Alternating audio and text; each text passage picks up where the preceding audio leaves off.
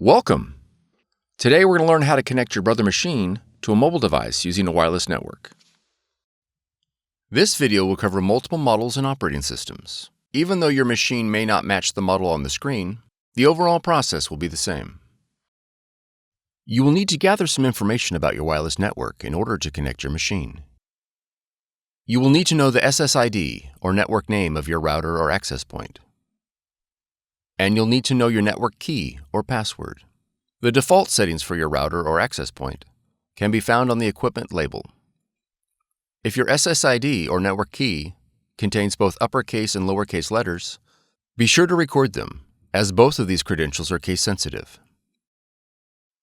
If you've set up a custom SSID and network password and cannot recall this information, please contact your router manufacturer.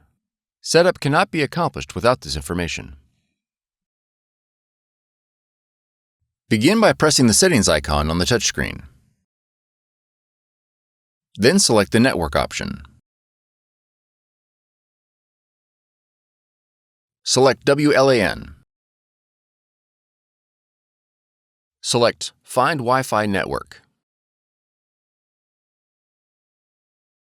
If prompted to enable WLAN, press Yes.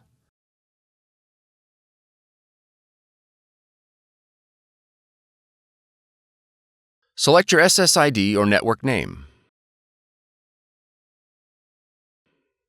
and press OK.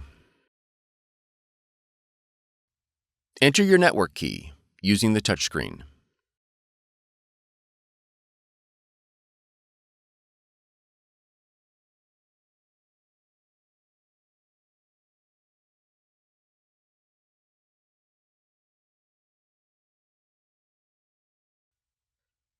Confirm that your network key is correct and press OK.